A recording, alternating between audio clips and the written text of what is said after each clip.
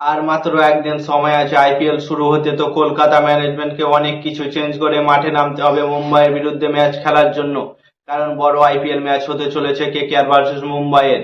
তাই অনেক কিছু চেঞ্জেস করে কলকাতা নাইট রাইডার্সকে মাঠে নামতে হবে, পুরো 2025-এর টিমকে বাদ দিয়ে পুরো নতুন করে 2026-এর জন্য তৈরি করে দল নিয়ে মাঠে নামতে হবে, যাতে পুরো দলের মধ্যে সবকিছু চেঞ্জেস থাকে।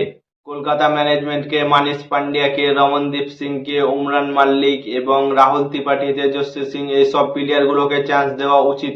কারণ এরা অনেক সুন্দর প্র্যাকটিস করছে কলকাতা মাঠে। এবং বৈভব আরোরা দেখেছো কত সুন্দর বুমরার মতো ইয়র্কার করছে, উইকেট ইয়র্কার বল করছে। কলকাতা নাইট রাইডার্স যেমন মুম্বাইয়ের কাছে আছে বুমরা, তেমন কলকাতার কাছে আছে বৈভব আরোরা। বুমরার মতো উইকেট ইয়র্কার বল করছে, রমনদীপ সিং আছে বোলিং করার জন্য, ক্যামেরন গ্রিন আছে, উমরান মাল্লিক তো কত সুন্দর বল করে তোমরা জানো, এবং মুজার বানি আছে। বলার অনেক ভালো ভালো আছে। ব্যাটিং হিসাবে ফিনালেন এবং আজিমকে রান একে দেওয়া উচিত, এবং 3 নম্বরে দেওয়া উচিত ক্যামেরন গ্রিনকে, এবং 4 নম্বরে রঘুবংশীকে, এবং 5 নম্বরে দেওয়া উচিত রিঙ্কু সিংকে। 5 নম্বরে রিঙ্কু সিংকে, কারণ রিঙ্কু সিংকে এর ওপরে দিলে দেওয়া উচিত নয়, কারণ রিঙ্কু সিং ম্যাচ যে কোনো সময় ঘুরিয়ে দেওয়ার ক্ষমতা রাখে এবং শেষ ওভারে গিয়ে ম্যাচ জেতানোর ক্ষমতা রাখে রিঙ্কু সিং।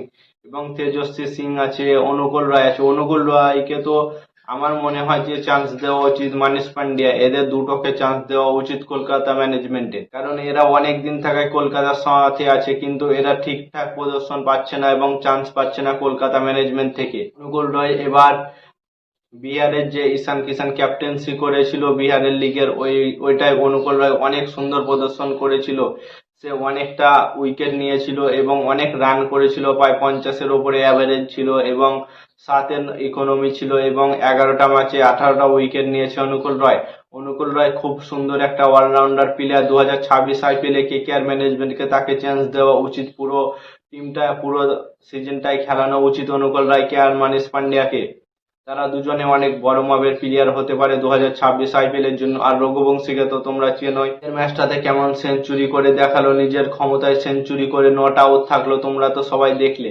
কিন্তু 2026 আইপিএল এ কলকাতা ম্যানেজমেন্টকে অনেক কিছু চেঞ্জেস করে মাঠে নামতে হবে, কারণ 2025 সালে একদম 10 নম্বরে গিয়ে ফিনিশ করা টিম রাখলে হবে না। ফোরের মধ্যে থাকতে হবে সব সময়, সব সময় ম্যাচ জিতে প্লাস পয়েন্টের মধ্যে থাকতে হবে, কারণ পরের দিকে চাপ যেন না থাকে ম্যাচের মধ্যে।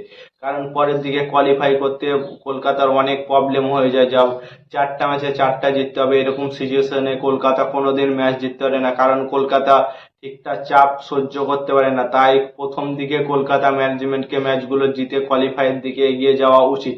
তোমাদের মতামত, কলকাতার কোন টিম নিয়ে মাঠে নামা উচিত কমেন্ট করে জানাও। আর কলকাতার ম্যানেজমেন্টের কাছে সব থেকে বড় মিস্ট্রি স্পিন আছে, যেমন বরুণ চক্রবর্তী এবং সুনীল নারায়ণ, এই দুটো বলার সব থেকে বেস্ট আছে পুরো আইপিএল টিমের মধ্যে।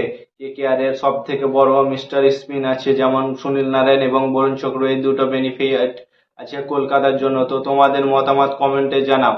তো আজকের ভিডিওটা এই পর্যন্ত। নতুন কোনো আইপিএল ভিডিও পেতে চ্যানেলটাকে সাবস্ক্রাইব এবং ফলো করো। ততক্ষণের জন্য টাটা, বাই বাই, জয় হিন্দ।